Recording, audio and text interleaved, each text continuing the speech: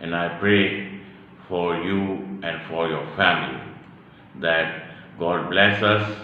our family, smile, happiness, good health, faith, wisdom, courage, kindness. Ameen Ya Rabbul Alamin. آج کی جو میرا موضوع ہے وہ نہایت ہی ڈیپ ہے، بہت سمجھداری کا، اور یہ سرچ اور ریسرچ پہ ڈیپینڈیبل ہے۔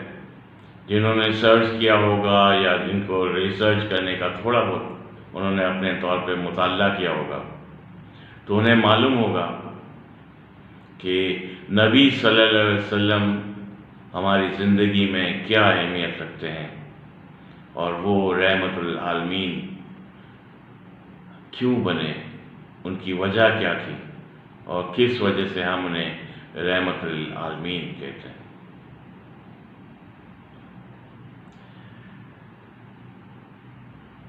میں انگلش اور اردو دونوں میں کچھ بات کروں گا تاکہ میرے فورن کے جو نان مسلم دوست ہیں وہ بھی اسے سن لیں، سمجھ لیں، اور ساتھ میں ان سب سے بھی کہوں گا جو پاکستانی ہیں، پاکستان میں ہیں یا پاکستان کے باہر ہیں، ان تمام سے بھی کو بھی میں یہ کہنا چاہتا ہوں کہ وہ اپنے سرچ اور ریسرچ کے اندر کچھ باتیں ایڈ کریں۔ ایک زمانہ وہ میں علامہ اقبال کا ایک شعر سنا کرتا تھا اور میں اس پہ تحقیقات کیا کرتا تھا، اور وہ شعر کیا تھا علامہ اقبال کا، کی محمد سے وفا تو نے تو ہم تیرے ہیں، یہ جہاں چیز کیا لو قلم تیرے۔ میں کافی اس پہ غور و فکر کرتا تھا کہ یہ آخر علامہ اقبال نے یہ شعر کس آیات کو بیس بنا کر کے فرمایا، اس کی بیسک لاجکل کیا تھی۔ آتا ہوں ابھی اس شعر کو بھی بتانے کے لیے کہ یہ کس طرح کی لاجک تھی، لیکن اس سے پہلے آپ تمام کو چند حقیقتیں ہیں جو بتانا ضروری سمجھتا ہوں، اور وہ یہ ہے کہ نبی صلی اللہ علیہ وسلم 22 اپریل 1971 AD میں صبح صادق کے وقت 4:20 میں پیدا ہوئے، اور ہمیں یہ سوچنے پہ آپ سب اور میں بھی حیران اور مجبور ہیں کہ اللہ تعالیٰ نے ان کی پیدائش کے وقت وہ کیا معجزہ کیا، وہ کیا ایسی خاص بات تھی ان کی پیدائش میں جو آپ بھی تحقیق کر کے معلوم کر سکتے ہیں، تصدیق کر سکتے ہیں کہ نبی صلی اللہ علیہ وسلم کی پیدائش جو ہے جب ہوئی، عرب کی ٹریڈیشن کے مطابق دائی نے ان کو برتھ دی۔ آپ یہ سن کے حیران ہوں گے کہ نبی صلی اللہ علیہ وسلم کی پیدائش کے وقت نبی صلی اللہ علیہ وسلم، جیسے ہم اکثر دیکھتے ہیں کہ جب ایک ماں بچے کو جنم دیتی ہے تو ایک لوتھڑے کی صورت میں وہ باہر آتا ہے، اس کی ناک بندھی ہوئی ہوتی ہے اور کیا کہتے ہیں خون سے لت پت ہوتا ہے، اور وہ اس طرح سے ہوتا ہے کہ اس کی ناک جو ہے وہ جب تک کاٹی نہ جائے کٹتی نہیں، اور ماں کی بلیڈنگز بھی ہوتی ہے۔ آپ یہ سن کے تعجب ہوں گے کہ نبی صلی اللہ علیہ وسلم سر کے بل آئے، اور جب وہ پیدا ہوئے تو آلریڈی مطلب کوئی بلیڈنگ وغیرہ نہیں ہو رہی تھی، کچھ بھی نہیں، وہ سر کے بل آئے، ان کی پیدائش ہوئی، آلریڈی وہ پیدائش ہی ان کی ختنہ ہو چکی تھی، کوئی بلیڈنگ نہیں تھی، اور جیسے ہی باہر آئے وہ ویسے ہی وہ سجدے میں گر گئے، کتنی عجیب سی بات ہے، لیکن یہ حقیقت ہے، اس حقیقت کو کوئی جھٹلا نہیں سکتا۔ اور وہ سجدے میں گرے، سب حیران، دائی حیران، ماں حیران، کوئی داغ نہیں، کوئی خون نہیں، کچھ بھی نہیں۔ بچہ 15 سیکنڈ، 20 سیکنڈ، 15 منٹ کا پہلے پیدائشی پیدا ہوتے ساتھ ہی سجدے میں گرتا ہے،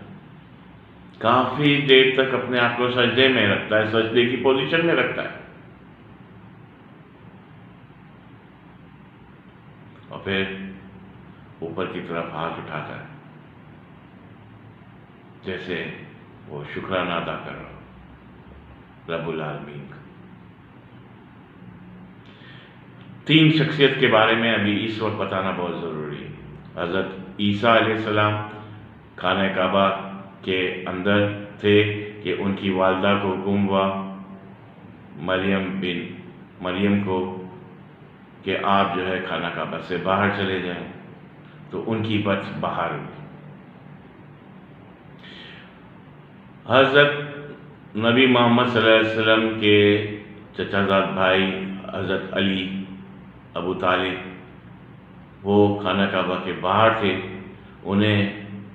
حکم ہوا کہ وہ خانہ کعبہ کے اندر چلے جائیں، تو حضرت علی کی ولادت بھی جو ہے وہ خانہ کعبہ کے اندر ہوتی۔ وہ واحد شخصیت ہیں جن کی ولایت خانہ کعبہ میں ہوتی ہے اور جن کی شہادت بھی مسجد میں ہوتی ہے۔ نبی صلی اللہ علیہ وسلم جب پیدا ہوئے اور اس کے بعد ظاہری طور پہ 40 سال کے اندر ان کو نبوت ملی ظاہری طور پر، لیکن آپ نے، میں نے، سب نے، یہ جو میں نے ابھی آیات، یہ جو علامہ اقبال کا شعر پڑھا کہ محمد سے وفا تو نے تو ہم تیرے ہیں، یا چیز ہے کیا جہاں، یہ جہاں چیز ہے کیا لوح و قلم تیرے ہیں، یہ دراصل نبی صلی اللہ علیہ وسلم کو اس آیات کی وجہ سے، نبی صلی اللہ علیہ وسلم کی سورہ یاسین کی وجہ سے۔ اب سورہ یاسین کیا ہے، یہ پڑھنا اور سمجھنا بہت ضروری ہے۔ یاسین نام نبی صلی اللہ علیہ وسلم کا ہے، اور اللہ تعالیٰ سورہ یاسین کی ایک آیات 3682 میں فرماتے ہیں، جس کا ٹرانسلیشن میں پڑھتا ہوں، جب کبھی کسی چیز کا ارادہ کرتا ہے، اسے اتنا فرماتا ہے کافی ہے کہ ہو جا، تو وہ اسی وقت ہو جاتی ہے۔ دوسری جگہ 3683 میں فرمایا، بس پاک ہے وہ اللہ جس کے ہاتھ میں ہر چیز کی بادشاہیت ہے، اور اس کی طرف تم سب لوٹائے جاؤ۔ سورہ یاسین وہ خاص